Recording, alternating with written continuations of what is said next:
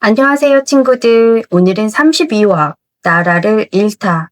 이런 주제에 대해서 배울 거예요. 대한제국이 점점 힘을 잃어가던 그때, 결국 가장 슬픈 일이 일어났어요.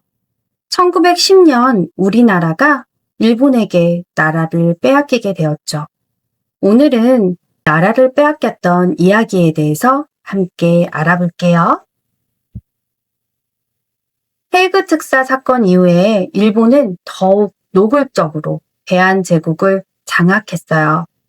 1907년 정미 7조약으로 대한제국의 군대가 완전히 해산되게 되었어요.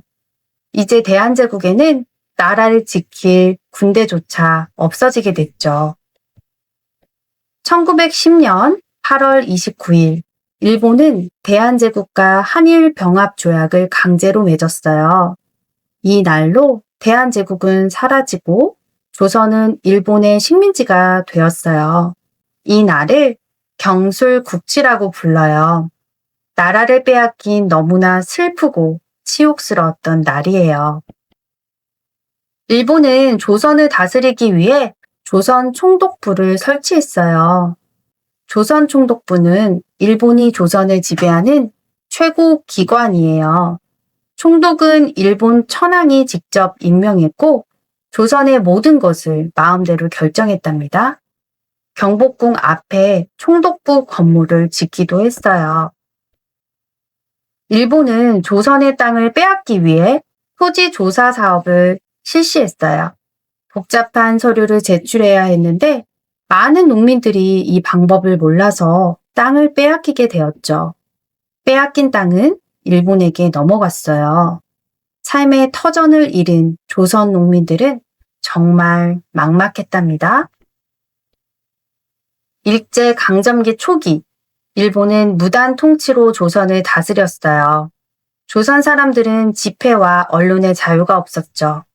일본 경찰과 헌병이 칼을 차고 다니며 조선 사람들을 감시하고 억압했어요. 학교에서도 일본어를 강제로 가르쳤죠.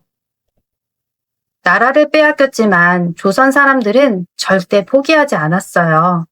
전국 곳곳에서 의병들이 일본군과 맞서 싸웠어요. 안중근은 1909년 하얼빈에서 조선 침략의 주범이었던 이토 히로부미를 저격했어요. 나라를 되찾겠다는 불꽃 같은 의지가 꺼지지 않았던 거죠. 나라를 빼앗겼다는 것은 단순히 나라 이름이 바뀐 것이 아니에요. 조선 사람들은 자신의 나라, 자신의 말, 자신의 이름까지 빼앗길 위기에 처했어요. 하지만 이 슬픔은 오히려 더 강한 독립의지를 불태웠죠. 독립운동의 불씨가 전국으로 퍼져나가게 되었어요. 오늘 배운 내용을 정리해 볼게요.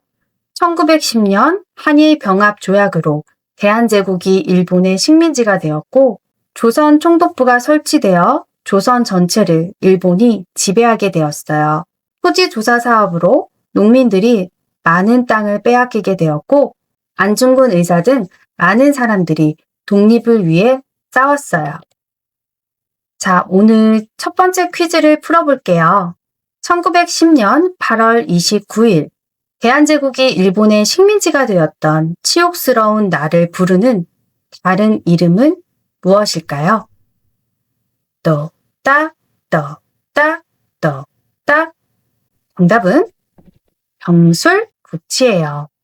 1910년 8월 29일 한일병합조약이 강제로 맺어진 날을 경술국치라고 해요. 나라를 빼앗겼던 치욕스러운 날이었답니다. 자, 두 번째 퀴즈. 일본이 조선을 다스리기 위해 설치했던 최고 지배 기관의 이름을 무엇이라고 할까요? 똑딱.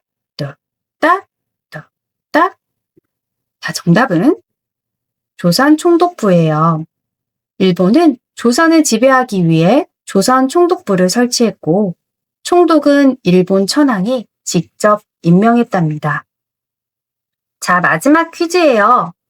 1909년 하얼빈에서 조선 침략의 주범이었던 이토 히로부미를 저격한 우리나라의 독립운동가는 누구일까요? 또딱, 또딱, 또딱. 자, 정답은 안중근입니다. 안중근 의사는 1909년 중국 하얼빈역에서 조선 침략의 주범이었던 이토 히로부미를 총으로 저격했죠.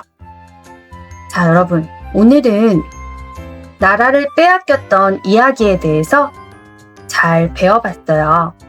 슬픈 역사지만 우리는 꼭 기억해야 해요. 다음 시간에는 나라를 되찾기 위한 독립운동 이야기를 함께 해볼 거예요. 오늘도 영상이 도움이 되셨다면 좋아요, 구독, 알림 꾹 눌러주세요. 그럼 다음 시간에 또 만나요. 안녕!